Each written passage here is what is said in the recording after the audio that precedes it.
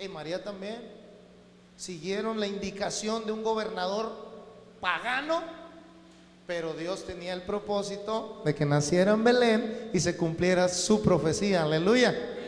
Gloria a Dios, qué maravilloso esto, porque la palabra de Dios enseñaba que en Miqueas dice la escritura que ahí dice: oh tú Belén, pequeña, de las más pequeñas de las ciudades, de ti saldrá el guiador.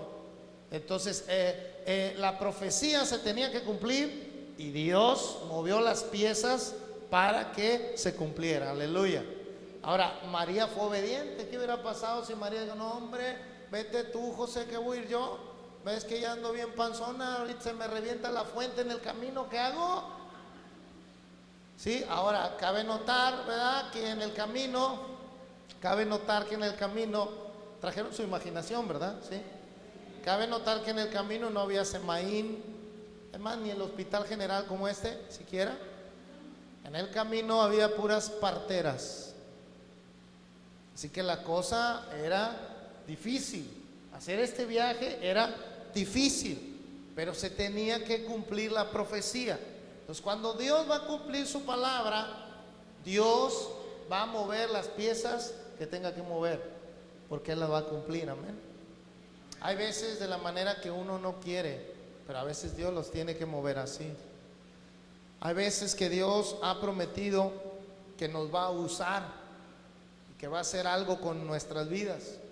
Y cuando nosotros nos rebelamos y agarramos 5:2, dice: pero tú, Belén Éfrata, pequeña para estar entre las familias de Judá, de ti me saldrá el que será Señor en Israel. Ahora sí, vuelva conmigo a Lucas.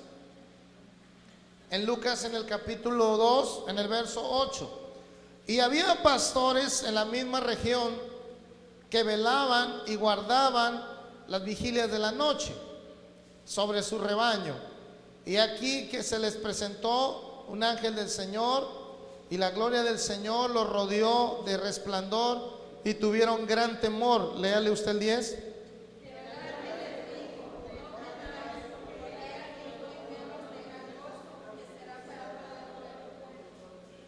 Versículo 11: que os ha nacido hoy en la ciudad de David un Salvador, que es Cristo el Señor. Acá conmigo, ¿cuál es la ciudad de David? ¿Dónde estamos esta tarde? Belén. Belén es la ciudad de David. Dice: ha nacido hoy en la ciudad de David. ¿Sí? Dice el versículo 11: ha nacido hoy en la ciudad de David un Salvador, que es Cristo el Señor. Aleluya. Ahora, ¿por qué el ángel es tan explícito en decir ha nacido hoy en la ciudad de David? ¿Por qué el ángel es tan explícito? Bueno, casi llegaste al punto, porque era otra profecía. Vaya conmigo a Crónicas, por favor. En Crónicas capítulo 15, ahí está que tenía que cumplirse esta otra profecía. Primera de Crónicas,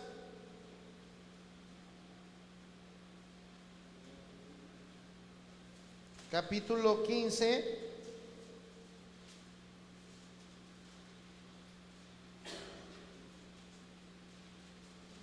Más bien es capítulo 17.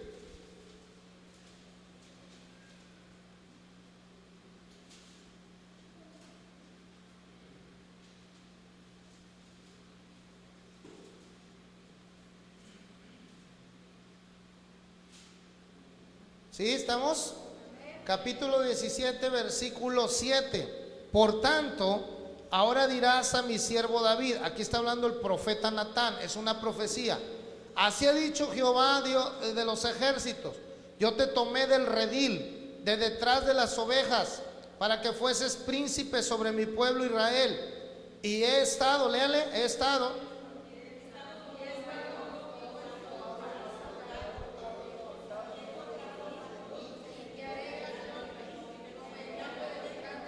asimismo he dispuesto el lugar para mi pueblo Israel, y lo he plantado para que habite en él, y no sea más removido, ni los hijos de iniquidad los consumirán más como antes.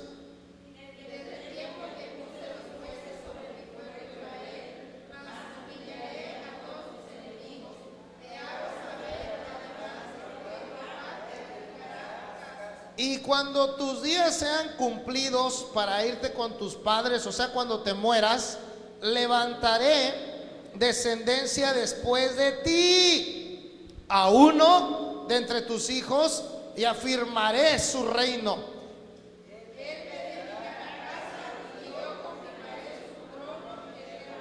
Yo le seré por padre y él me será por hijo, y no quitaré de él mi misericordia como la quité de aquel que fue antes de ti, sino que lo confirmaré en mi casa y en mi reino eternamente, y su trono será firme para siempre. Aleluya. Qué maravillosa esta palabra. O sea, también Dios está dando esta profecía y le dice a David, aquí cualquiera pensara que está hablando de Salomón, pero usted y yo sabemos que Salomón terminó siendo un adúltero. Usted y yo sabemos que Salomón terminó en la promiscuidad. Usted y yo sabemos que Salomón terminó siendo un idólatra, porque en el versículo 12 dice, él me edificará casa y yo confirmaré su trono eternamente. Y Salomón murió, así que no está hablando de Salomón. Y luego el versículo 13, yo le seré por padre y él me será por hijo. Note usted bien aquella vez cuando el cielo se abrió y dijo, este es mi hijo amado en el cual tengo contentamiento. Aleluya. O sea, qué maravilloso que Dios fue cumpliendo el Antiguo Testamento, las profecías del Antiguo Testamento, y tuvo que mover todas las piezas para que se cumplieran. Dios, diga conmigo, Dios va a cumplir su palabra. Dios siempre va a cumplir su palabra y va a mover las piezas como sea para cumplirla. Aleluya. ¿Sí? Ahora sí, vuelva conmigo acá de nuevo a Lucas. Dice el versículo en Lucas, siempre traigas un separador para el texto en el que estamos. Dice en Lucas que os ha nacido hoy en la ciudad de David un Salvador, que es Cristo el Señor. En pocas palabras, aquel que estaba prometido al rey David en Primera de Crónicas. Aleluya. Entonces aquí ya llevamos en estos versículos dos profecías: la profecía de Miqueas y la profecía de Natán al rey David. Aleluya. Seguimos ahí en el versículo 12. Dice, esto le servirá de señal: hallaréis al niño envuelto en pañales, acostado en un pesebre. Esto le servirá de señal. O sea, le está dando una señal. A ver, vamos por partes. ¿Qué es una señal? Por ejemplo, usted va en el carro y dice alto. Esa es una señal de tránsito que dice que se pare. Es una señal. El ángel dice a los pastores, esto les servirá de señal: hallaréis al niño envuelto en pañales y acostado en un pesebre. ¿Qué es un pesebre, amados míos?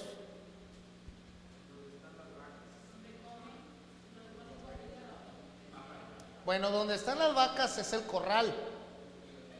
Donde comen las vacas es el pesebre. Entonces Jesús estaba en el establo, pero en un pesebre. ¿Estamos? Bien. Ahora, note usted esto. ¿Qué nos enseña a nosotros esto? Que el Señor no usó el esplendor humano al hacer en cuna real. O sea, nos enseñó el antagonismo que hay aquí sobre la realeza y la pobreza, sobre la riqueza y la pobreza, más bien. La realeza no, porque él era rey. Sobre la riqueza y la pobreza. O sea, Dios pudo haber hecho que él naciera con gente rica, pero él, al contrario, hizo precisamente que naciera con gente pobre. Ahora, aquí hay dos señales importantes. ¿Por qué estaban en el pesebre? ¿Por qué estaban en el establo? Una de dos: o había mucha gente y no cabían, o dos, no tenían dinero para pagar. María y José no tenían dinero, hermanos, eran pobres y les tocó el pesebre. No había para más. Y allí dice que vino el Salvador del mundo. Aleluya. Por eso la escritura, Pablo dice adelante, que Él se hizo pobre siendo rico. Amén. Siendo el Rey de Reyes, Señor de Señores, se vino a empobrecer por ti y por mí. Aleluya. Dice el versículo que sigue, el versículo 13. Y repentinamente apareció con el ángel, en este caso Gabriel, que creemos que es Gabriel, una multitud de las huestes celestiales que alababan a Dios y decían: gloria a Dios en las alturas y en la tierra paz, buena voluntad para con los hombres. Ahora, definamos buena voluntad. Dice la escritura aquí que Dios tuvo buena voluntad para con los hombres.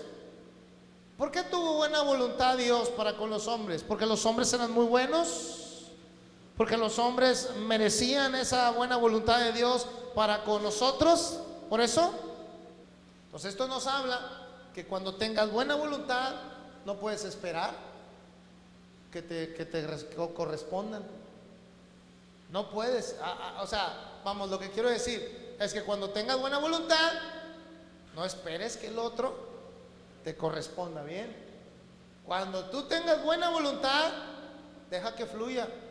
Si te paga mal, que Dios lo bendiga. Y si te corresponde, también que Dios lo bendiga. Porque Dios así actuó en buena voluntad. Y unos lo aceptamos y le agradecemos. Otros lo rechazaron y lo crucificaron, y otros lo siguen rechazando. Entonces unos correspondieron a su buena voluntad y otros no correspondieron a su buena voluntad. Sin embargo, ¿eso movió a Dios de tener buena voluntad? No, Dios ha seguido teniendo buena voluntad para con los hombres. Aleluya. Qué maravilloso es el corazón de Dios. Por eso es importante que nosotros imitemos a Dios en esos versículos. ¿Quién dijo que en el pasaje del nacimiento de Jesús había tantas enseñanzas? Mira nomás, hay muchas enseñanzas maravillosas para nosotros. Entonces, lo que quiero ilustrar aquí en el versículo 13, dice, acá 15, chéquelo conmigo, dice: vinieron pues apresuradamente, o sea, vinieron, el verbo vinieron, quiere decir que ellos estaban en el campo cuando se les apareció. Ellos se habían ido desde la primavera y ellos regresaban a sus casas hasta el otoño. Estamos hablando más de 6 meses, más o menos 5 o 6 meses, que ellos se pasaban fuera sin ver a sus familias, porque llevaban a los rebaños a pastar para que cuando viniera el invierno los regresaban y metían al aprisco, en donde Jesús nació. Dios sacó a los pastores para meter a su hijo Jesús ahí. Sacó las ovejas. Es maravillosa la providencia de Dios, acomodando todas las cosas, Entonces dice que vinieron ellos apresuradamente y se trajeron a las ovejas. Así dice. Vinieron nomás ellos. Las ovejas allá se quedaron. ¿Qué quiere decir esto? Que todavía no terminaba el otoño. Esto quiere decir que Jesús debió haber nacido finales de noviembre, principios de diciembre. Los judíos dicen que nació entre octubre y noviembre. Los romanos fijaron el 25 de diciembre. Pero a nosotros no nos importa qué fecha nació, lo que nos importa es que nació. Aleluya. Porque si nació, entonces también fue a la cruz, también murió, resucitó y viene por su iglesia. Aleluya. Eso es lo que nos importa. Ahora, sin embargo, dice aquí que vinieron los pastores, ¿verdad?, apresuradamente, y hallaron a María y a José y al niño acostado en pesebre. Aquí me paro. Cuando los pastores vinieron, ¿cuántos años tenía Jesús?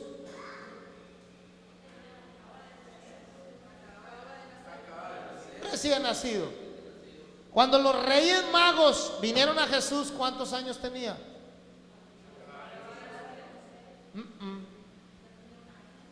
Tenía 2 años. Porque dice la escritura que los magos anduvieron buscándolo y no lo hallaron así. Y dice que vinieron de oriente. Entonces ellos vinieron caminando, ¿cuántos kilómetros por día? 30. 30 kilómetros.